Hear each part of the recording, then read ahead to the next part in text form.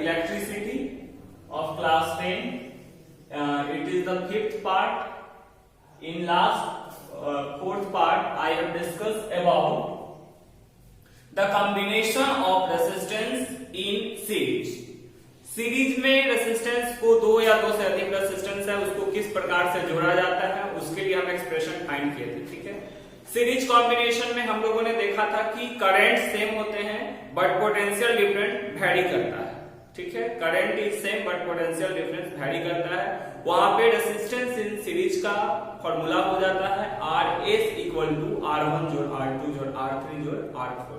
मतलब it depend upon the how much the resistance are connected in that combination. Okay, कितना resistance उसमें दिया गया है उसी के कॉम्बिनेशन के आधार पे निर्धारित होता है, ठीक है। अगर 5 रेसिस्टेंस सीरीज में जोड़ा गया है उसके अनुसार अगर आपको बोलेगा कि calculate the equivalent resistance of 5 resistor combined in series combination, then RS equal to, जब रेसिस्टेंस इन सीरीज हम कैलकुलेट करेंगे तो वहां पे हो जाएगा R1 plus R2 plus R3 plus R4 plus R5। इसी तरह से n रहेगा तो n तक हो जाएगा, ठीक है। आज हम डिस्कस करेंगे combination of resistance in parallel combination.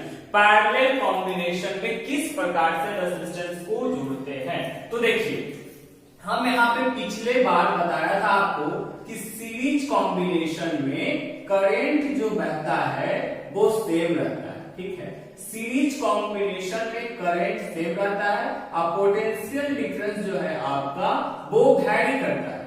Potential difference जो है आपका ये वैरी करता है, ठीक है। Current remain same but potential difference vary. जबकि यहाँ पैरेलल कॉम्बिनेशन में क्या होता है, पैरेलल में आपका करंट जो है डिफर करता है। करंट डिफर है ना, यानी करंट वैरी करेगा but PD remain same. PD remain same.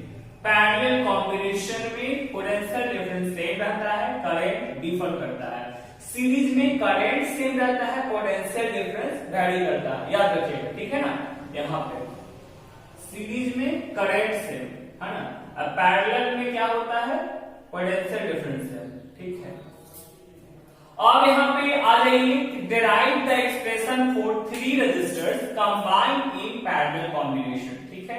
तो ऑलरेडी स्टार्टिंग में हम बताया थे आपको कि पैरेलल कॉम्बिनेशन वैसा कॉम्बिनेशन को कहते हैं जिसमें क्या करते हैं हम, तो दो या दो से अधिक रेजिस्टेंस को किस प्रकार से अटैच करते हैं। तो आपको बताए थे between same two end point, है ना, between same two end point के बारे में हम चर्चा किए थे। तो between same two end point मतलब एक पॉजिटिव वाला सब एक जगह आ जाएगा, नेगेटिव वाला सब एक जगह आ जाएगा। जबकि सीरीज में क्या था, इंड टू इंड बात किया था ना, एक ऐसे इंड टू इंड। जबकि यहाँ पे क्या बोलता है, same two end point, same two end point, ठीक है। वही दो इंड पॉइंट। उसी प्रकार से यहाँ पे आपको कैलकुलेट करना है, ठीक है। तो देखिए, निकालना है derive the expression for 3 resistors combined in parallel combination. कुछ नहीं किए हैं, R1 R2 R3 तीन को रेजिस्टर है, पैरेलल में कंबाइन कर दिए, ठीक है। पैरेलल कॉम्बिनेशन है, सॉरी, ठीक है। तो R1 R2 and R3 are the 3 resistors combined in parallel combination, ठीक है। तो here R1 R2 and R3 are the resistors combined in parallel, जो पैरेलल में जुड़ा हुआ है। देन हम जानते हैं करंट सेम नहीं रहता है, ठीक है। लेकिन जितना जो करंट बह रहा है वो हम कंसीडर कर लिए हैं, है ना, टोटल करंट I जो बराबर हो जाएगा R1 के थ्रू I1 करंट बहेगा, R2 के पास I2 करंट बहेगा और R3 के पास I3 करंट बह रहा है, ठीक है। तो यहाँ पे हम टोटल करंट लिख लिए हैं। कितना लिखे हम देख लीजिए, I1 जोड़ I2 जोड़ I3, इसको इक्वेशन 1 मान लिए। कंसीडर द रेसिस्टेंस भी R, मतलब इसका जो इक्विवेलेंट रेसिस्टेंस R जो आएगा उसको हम कंसीडर करते हैं कि R, ठीक है। तब ओम्स लॉ अप्लाई कर रहा है, तो ओम्स लॉ से हम लोग को एक डेरिवेशन आया था, रेसिस्टेंस बराबर पोटेंशियल डिफरेंस बटा करंट होता है। क्योंकि ओम्स लॉ का डेफिनेशन से हम जानते हैं कि at constant temperature current flowing through conductor is directly proportional to the potential difference. यहाँ से रेसिस्टेंस का डेरिवेशन होता है और रेसिस्टेंस क्या कह रहा था कि रेसिस्टेंस बराबर होता है पोटेंशियल डिफरेंस बटा करंट फ्लो, ठीक है। यहां से हम I निकालिए, I बराबर हो जाएगा V बटा R। कैलकुलेट करते हैं इसको, इक्वेशन 2 कंसीडर कर लिए, ठीक है। इसको इक्वेशन 1, इसको इक्वेशन 2। बस कुछ नहीं, 3 रेजिस्टेंस है पैरेलल में जुड़ा हुआ है। टोटल करंट I जो हो वो किसके बराबर है? I1 जो I2 है I3 के बराबर।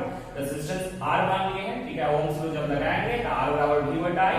यहाँ I निकालनी है, I के टर्म इसलिए निकाले हैं क्योंकि V एंड R के फॉर्म में हमको डालना होता है, क्योंकि यहाँ पे जानते हैं पोटेंशियल डिफरेंस सब जगह सेम रहता है, एक बराबर। तो I बराबर V बटा R, इसको 2 कंसीडर कर लिए।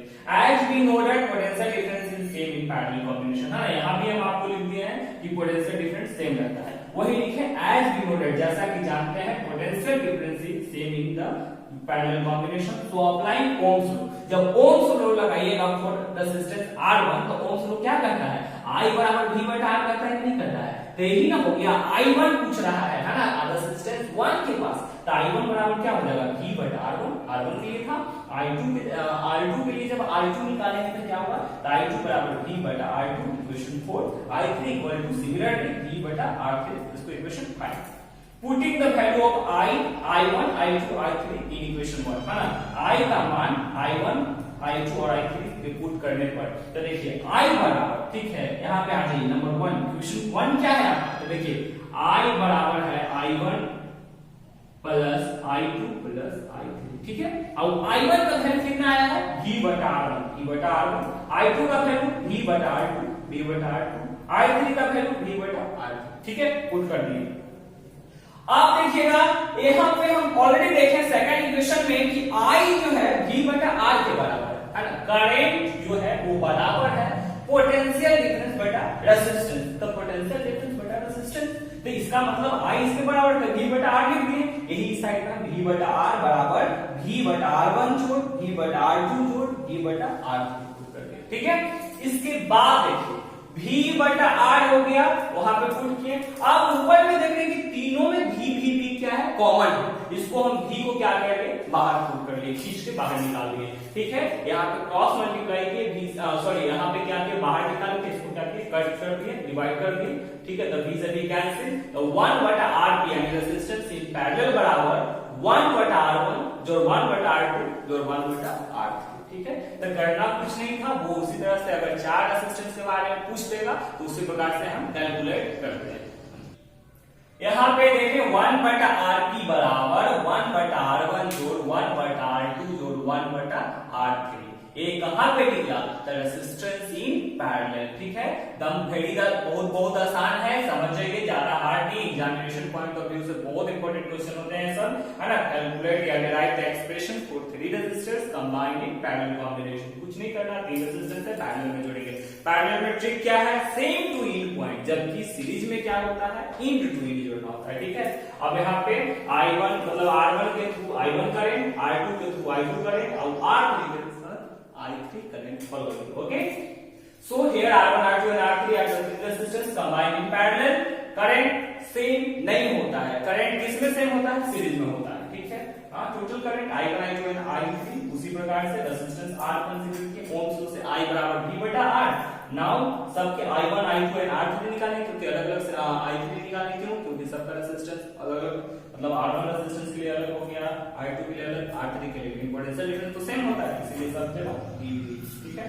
Putting the value of I1, I2 and I3 in 1, I बराबर V बटा, ठीक है। इस प्रकार से इसको कैलकुलेट करेंगे, इसका आप स्क्रीनशॉट ले सकते हैं। अभी हम डिस्कस करेंगे एक न्यूमेरिकल क्वेश्चन है जो दिया हुआ है, इसी के बेसिस पे बनेगा, किस प्रकार से बनेगा वो हम अभी तुरंत डिस्कस करने वाले हैं।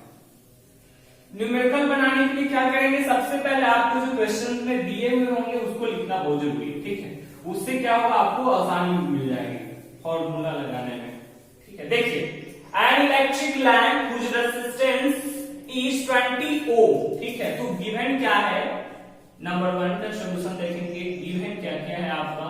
तो गिवन में है आपका पहला कह रहा है एक electric lamp whose resistance is 20 ohm।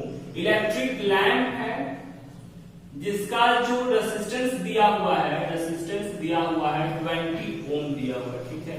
And a conductor of 4 ohm, conductor जो है उसका जो रेजिस्टेंस बता रहा है आपका 4 ओम बता रहा है, ठीक है।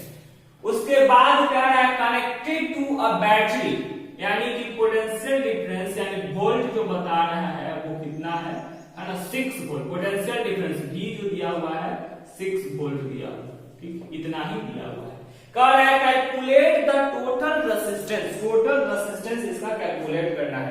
तब यहाँ पे आप देखिएगा टोटल रेजिस्टेंस किस प्रकार से हम कैलकुलेट करेंगे। तो जानिए, देखिए कनेक्टेड इन, एक बात आपको ध्यान दे रहा है, कनेक्टेड कर रहा है क्या, conductor connected to 6 volt battery, ठीक है, ठीक है, तो तार है और उसी में इलेक्ट्रिक लैंप है। तो ये तो पता है कि कनेक्टेड जब भी होगा तो सीरीज में, तो सीरीज में आर एस हम जानते हैं बराबर क्या हो जाता है, R1 जोड़ R2 हो जाता है, ठीक है। तो मान लीजिए कि लैंप है, ठीक है, तो उसका रेजिस्टेंस इसको हम R1 कंसीडर कर लेते हैं, कंडक्टर को R2 कंसीडर कर लिए, तो 20 ohm plus 4 ohm that is equal to 24 ohm, ठीक, 20 ohm plus 4 ohm that is equal to आ गया आपका 24 ओम। अब हम जानते हैं from Ohm's law,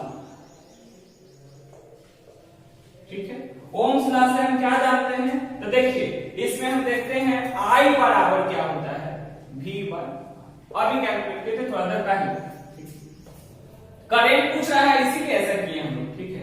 potential difference बताइए कितना दिया हुआ, 6 वोल्ट दिया हुआ है, 6 वोल्ट कर दिए। रेजिस्टेंस आपको कितना आया, 24 ओम, ठीक है, इतना वोल्ट इतना ओम दिया हुआ, ठीक है। अब बताइए कट जाएगा 1/4 that is equal to 1/4 equal to कितना हो जाएगा, 0.25 एम्पीयर, ठीक है। ये आ गया आपका I करंट। तो इसका रेजिस्टेंस आप देख लीजिए कितना आया, 24 ओम, और करंट कितना आया, 0.25 ampere. Now we will discuss the second question. Second में सॉल्यूशन देखिए क्या दिया हुआ है, 3 resistor are connected parallelly, they have 5 ohm, 10 ohm and 30 ohm resistance, calculate the resistance. एकदम सिंपल क्वेश्चन है ना, कुछ नहीं। यहाँ पे सॉल्यूशन गिवन क्या लिखेंगे, कनेक्टेड पैरेलली है, R1 दिया हुआ है आपका 5 ओम दिया हुआ है, R2 कितना दिया हुआ है, 10 ओम दिया हुआ है, ठीक है, R3 आपका दिया हुआ है 30 ओम दिया हुआ है, ठीक है, कोई बात नहीं, जैसे जैसे जो जो दिया हुआ है उसको हम लिख लेंगे। उसके बाद ए बताइए, Rp बराबर माने रेजिस्टेंस इन पैरेलल बराबर फार्मूला होता है, क्या होता है, 1/R1 plus 1/R2 plus 1/R3, कुछ नहीं, 1 बटा रेजिस्टेंस इन पैरेलल बराबर फार्मूला लगाइए, 1/5 प्लस 1/10 प्लस 1/30 ओम। अब क्या करेंगे, रेजिस्टेंस इन पैरेलल बराबर क्या हो जाएगा, देखेंगे 5, 10 एंड 30 के एलसीएम लेंगे, आपका 30 आ जाएगा, ठीक है, 6 plus 3 plus 1 that is equal to 1 बटा Rp बराबर हो जाएगा 10/30 यानी Rp बराबर हो जाएगा 30/10 यानी रेजिस्टेंस इन पैरेलल बराबर 3, ये आएगा आपका आंसर, ठीक है। तो आज हम क्या किए, इसके इस चैप्टर में मतलब डिस्कस किए कि किस प्रकार से मतलब कैलकुलेट करते हैं, और इससे पता चला कि रेजिस्टेंस इन सीरीज किस प्रकार से निकाला जाता है। तो उसमें हम लोग डायरेक्ट फार्मूला देख लेंगे, रेजिस्टेंस इन सीरीज बराबर जितना भी रेजिस्टेंस 4 या 5 दिया हुआ है तो RS बराबर R1 plus R2 plus R3 plus R4 plus R5। इसी प्रकार से अगर पैरेलल में है तो ना रेसिप्रोकल के फॉर्म में 1 बटा Rp, अगर 4 रेजिस्टेंस जुड़ा हुआ है तो R1 plus 1/R1 plus 1/R2 plus 1/R3 plus 1/R4। तो इसी प्रकार से हम लोग क्या करते हैं, कैलकुलेट करते हैं। आगे की क्लास में हम लोग डिस्कस करेंगे आपको इलेक्ट्रिक पावर के बारे में और heating effect of electric current के बारे में डिस्कस करेंगे। एक और बात इसमें जानना है कि घर का जो वायरिंग होता है ना वो पैरेलल होता है, ठीक है ना। डोमेस्टिक जो वायरिंग के बारे में बात करेंगे वो पैरेलल कॉम्बिनेशन होता है, सीरीज नहीं होता है, ठीक है। और इसमें याद रखिएगा क्यों होता है, क्योंकि सीरीज का डिसएडवांटेज होता है। डिसएडवांटेज क्या क्या है कि अगर आप एक अप्लायंसेज वर्क खराब काम करना बंद करेगा तो अदर्स अप्लायंसेज स्टॉप वर्किंग, ठीक है। उसके बाद क्या है उसमें सीरीज कॉम्बिनेशन में कि D can not use the appliances separately, आप अलग अलग इस्तेमाल नहीं कर सकते हो, ठीक है ना, उसमें करंट वगैरह जो एकदम सेम फ्लो होते रहता है, रेजिस्टेंस हाई हो जाता है, ठीक है। जबकि पैरेलल में क्या होता है कि we can put it on and off separately, अलग अलग हम उसको काम कर सकते हैं, है ना। फिर एगो मतलब if one appliance stop working then other continue working, है ना, एगो खराब हो तो फर्क नहीं पड़ता है ना, पोटेंशियल डिफरेंस रिमेन सेम। तो इस प्रकार से इसमें फायदा होता है किसमें, पैरेलल कॉम्बिनेशन में। तो अगर पूछा जाए कि घर में जो कॉम्बिनेशन किया गया है ना वो कैसा होता है, तो पैरेलल कॉम्बिनेशन बताता है, ठीक है। So we will discuss about electric power in coming lecture, and the remaining topic would be I think heating effect of electric current, वो भी बहुत important है, उसके बाद ये finish हो जाएगा। Thank you.